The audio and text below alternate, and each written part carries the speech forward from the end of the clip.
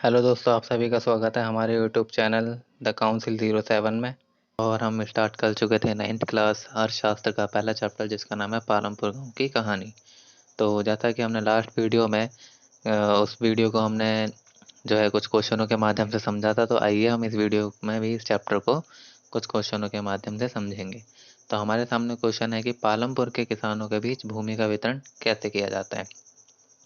जैसा कि हम जानते हैं कि किसी भी तरह की खेती के लिए ज़मीन की आवश्यकता होती है, और पालमपुर के अंदर 450 परिवार में से एक तिहाई जो है वो भूमिहीन है।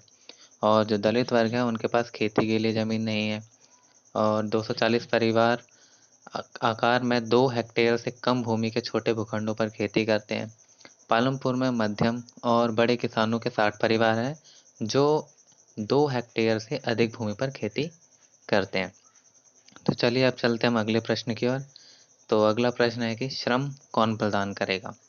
तो जैसा कि अब हम जानते हैं कि छोटे किसान जो है अपनी ज़मीनों पर खेती करते हैं, और जो मध्यम और बड़े किसान होते हैं वो अपनी ज़मीन पर खेती करने के लिए मज़दूरों को किराए पे लेते हैं। और यहाँ पर जो मज़दूर आते हैं ये वो होते हैं जो भूमिहीन परिवारों से होते हैं, या फिर कुछ ऐसे परिवार जहाँ पे जो अपनी ज़मीन पे खेती तो करते हैं लेकिन साथ साथ मज़दूरी भी करते हैं। तो उन्हें उनके काम के लिए मज़दूरी का भुगतान किया जाता है, या तो उन्हें नकद दिया जाता है या फिर उनको उसके बदले में भोजन दिया जाता है।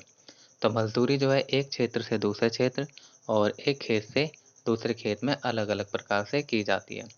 खेत को दैनिक आधार मानते हुए यहाँ पे फसल की कटाई की जाती है, और पूरे वर्ष में विशेष कृषि गतिविधि के लिए नियोजित किया जाता है।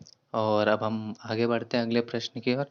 और अगला प्रश्न ये है कि खेती में पूंजी की जो ज़रूरत है उसको हम किस प्रकार से पूरा कर सकते हैं।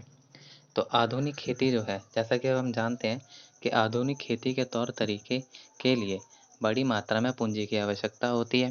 तो जो ज़्यादातर छोटे किसान होते हैं, बड़े किसानों से या गांव के साहूकार हो गए या व्यापारी हो गए, उनसे पैसे उधार लेते हैं। जो खेती के लिए ऐसे सामान जैसे कि बीज हो गए, कीटनाशक दवाइयाँ हो गई, उर्वरक हो गई, इन चीज़ों पर खर्च करते हैं। तो इन चीज़ों के लिए वो ब्याज पर ऋण लेते हैं। और दूसरा, जो मध्यम और बड़े किसान हो गए, उनकी खेती से अपनी बचत होती है। तो वे इस प्रकार से आवश्यक पूंजी की व्यवस्था को सक्षम करने में समर्थ रहते हैं। आशा है आपको ये वीडियो भी पसंद आई होगी। तो प्लीज़ हमारी इस वीडियो को लाइक करें, सब्सक्राइब करें, शेयर करना ना भूलें, और साथ ही साथ इसमें कमेंट भी करें। Thank you.